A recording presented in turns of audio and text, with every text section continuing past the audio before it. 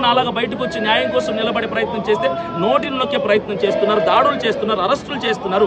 ఇలాంటివన్నీ ఆగిపోవాలని నేను ఫైట్ చేస్తున్నాను. ఈ పోరాటం కొనసాగుతూనే ఉంటుంది, ఆగిపోదు. డెఫినెట్గా పోస్ట్మార్టం రిపోర్ట్ రాకపోవడానికి కూడా 100కి 100% పొలిటికల్ ప్రెషర్ డిపార్ట్మెంట్ మీద ఉంది. పోలీస్ డిపార్ట్మెంట్ పరిస్థితి ఏంటంటే ఈరోజు అటు ప్రెషర్ చేస్తున్న పైన ఉన్న వాళ్ళకి సమాధానం చెప్పలేక, ఇలా క్రైస్తవులు అడుగుతున్న ప్రశ్నలకు సమాధానం చెప్పలేక వాళ్ళు నలిగిపోతున్నారు. కాబట్టి పోస్ట్మార్టం రిపోర్ట్ చేతికి వచ్చిన 6 రోజులకు కూడా ఎస్పీ గారే చెప్పారు, మాకు పోస్ట్మార్టం రిపోర్ట్ డాక్టర్ సైడ్ నుంచి ఇచ్చేశారని. అది చదవడానికి ఎంతసేపు పడుతుంది చూస్తున్న మిమ్మల్ని నేను అడుగుతున్నాను. పోస్ట్మార్టం రిపోర్ట్ చదవటానికి 6 రోజులు అవసరమా? కొన్ని 6 రోజులు అయిపోయింది, ఇప్పటికైనా బయట పెట్టారు. లేదే, ఎందుకు డిలే చేస్తున్నారంటే పైన నుంచి వాళ్ళకి విపరీతమైన ప్రెషర్ ఉంది. ఆ వెనకున్న వాళ్ళు ఎవరో కూడా మాకు తెలుసు, ఆ పేర్లు ఎత్తాల్సినటువంటి అవసరం లేదు.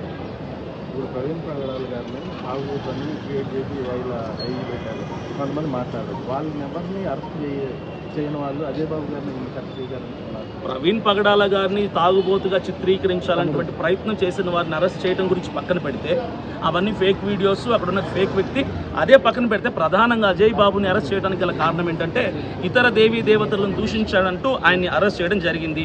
మరి మిగిలినటువంటి హైందవుల పక్షమున ఉన్న మతోన్మాదులు, హైందవ సహోదరులు మాకు చాలా ప్రియమైన వారు. ఇది భారతదేశం, మేమంతా భారతీయులం, కలిసికట్టుగా ఉంటాం, కలిసికట్టుగా ప్రేమను పంచుకుంటాం. ఇది ఒకరి దేశం కాదు, ఒక మతానికి సంబంధించిన దేశం కాదు, కలగడిపి ఉన్నటువంటి దేశం ఇది. అందరూ ఐక్యతగా ఉంటాం. అయితే హైందవుల పేరు చెప్పుకొని వారి యొక్క స్వలాభాల కోసం ఈరోజు క్రైస్తవుల దేవుణ్ణి, క్రైస్తవుల పుస్తకమైనటువంటి బైబిల్ని దుర్భాషలాడుతూ లకారాలు మకారాలు వాడి భయంకరమైన పదజాలను వాడుతున్నటువంటి వారి మీద మేము కూడా కేసులు ఫైల్ చేసాం చాలా ప్రాంతాల్లో.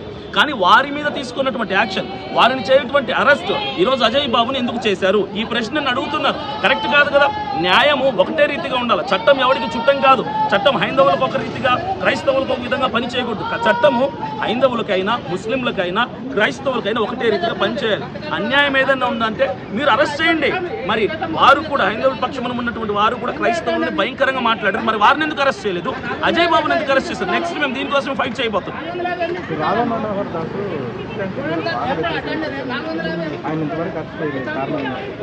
మా ప్రాబ్లం అదే, ప్రభుత్వము చాలా పార్షియల్గా ఉందండి, చాలా పక్షపాత ధోరణి వహిస్తుంది. క్రైస్తవులను ఒక రీతిగా, వారిని ఒక రీతిగా చూస్తుంది. రాధా మనోహర్ దాస్ చేసే వ్యాఖ్యలు మా దగ్గర అన్ని ఫుటేజెస్, వీడియోస్ అన్నీ ఉన్నాయి. వాటన్నిటి మొత్తం యావత్ ప్రపంచం చూస్తుంది. అతన్ని ఎందుకు అరెస్ట్ చేయలేదు? అజయ్ బాబు కంటే, రాధా మనోహర్ దాస్ కంటే ఎక్కువ దుర్భాషలు ఆడాడు అజయ్ బాబు? లేదే. క్రైస్తవుడికి కొన్ని లిమిట్స్ ఉంటాయి, కొన్ని పరిధులు ఉంటాయి. అఫ్ కోర్స్ అజయ్ బాబు కొన్ని మాటలు దురుసుగా మాట్లాడి ఉండొచ్చు. ఇంటర్వ్యూలో ఉన్నటువంటి యాంకర్ ఎవరైతే కొన్ని విపరీతమైనటువంటి ప్రశ్నలు లేవనెత్తటాన్ని బట్టి ఆ ఉద్రేకంలో, ఆ యాంగ్జైటీలో కొన్ని మాటలు మాట్లాడి ఉండొచ్చు, తప్పే నేను ఒప్పుకుంటున్నా. కానీ రాధా మనోహర్ దాస్ గారు ఆయన లిమిట్స్ ఉండవు, ఎక్స్టెంట్ దాటిపోతాడు. ఆయన బియాండ్ లిమిట్స్ మాట్లాడతాడు, దుర్భాషలు ఆడతాడు. ఒక్కల బైబిల్ అంటాడు, ఎండిపోయిన శవం అంటాడు, చెక్కల మధ్య వేలాడేటట్టు అంటాడు, ఎడారి మతాలు అంటాడు, గొర్రెలు అంటాడు. ఇవన్నీ కనపడటం లేదా ప్రభుత్వానికి? వీళ్ళందరికీ పోలీస్ డిపార్ట్మెంట్కి కనపడటం లేదా? పోనీ ఆయన మీద మేము కేసులు ఫైల్ చేయలేదా? ఆయన మీద మేము కేసులు ఫైల్ చేశాం, 100 కేసులు పెట్టాం. ఆయన ఎందుకు అరెస్ట్ చేయట్లేదు? ఇక్కడే అర్థమవుతుంది డిపార్ట్మెంట్ వారు క్రైస్తవుల్ని విడిచిపెట్టారు. క్రైస్తవులు ఈరోజు భారతదేశంలో పరాయి వాళ్ళని చేసి చూస్తున్నారు. కాలు కింద చెప్పులాగా, చెప్పు కింద మట్టిలాగా, చీమలాగా ప్రభుత్వం, డిపార్ట్మెంట్ వాళ్ళు క్రైస్తవులు చూస్తున్నారు. క్రైస్తవులకి న్యాయం లేదండి.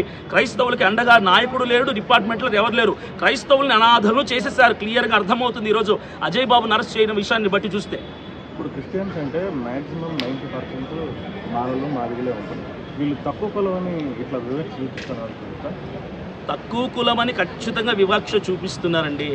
మాలా మాదిగా దేవుడు అని చెప్పి డైరెక్ట్గా మాట్లాడుతున్నారు వాళ్ళు. ఇందులో ఆశ్చర్యపోయే విషయం ఏం లేదు. మాలవాడు దేవుడు, మాదిగోళ్ళ దేవుడు అని చెప్పి రకరకాల వ్యాఖ్యలు చేస్తున్నారు. ఈ చిన్న చూపు కూడా ప్రభుత్వం మీద ఉంది.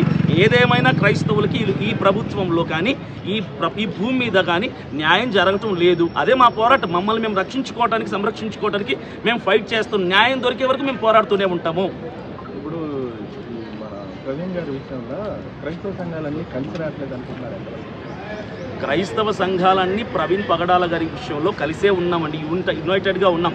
రాజమండ్రి గవర్నమెంట్ హాస్పిటల్ దగ్గర చూస్తే దాదాపుగా 20,000 మందికి పైగా జనాలు, ఇసుక వేస్తే రాలన్నటువంటి జనాలు అందరూ సేవకులు వచ్చారు. Maximum number of servants of gods అక్కడ వచ్చారు. ఏఐసిసి వారు కానీ, జేఏసీ వారు కానీ, సిపిఎఫ్ కానీ, రకరకాల ఆర్గనైజేషన్ సేవకులు అందరూ వచ్చారు. బడా సేవకులు, కొంతమంది ఫింగర్ టిప్స్ మీద చెప్పచ్చు, ఒక 4-5 సేవకులు మాత్రమే ఈ ఇష్యూలో కానీ, ఏ ఇష్యూలో కానీ వాళ్ళు ఇన్వాల్వ్ కావడం లేదు. వాళ్ళ స్వలాభాలు, వాళ్ళ సేఫ్టీ, సెక్యూరిటీ వాళ్ళు చూసుకుంటున్నారు అనేది మా ఉద్దేశం. యూ.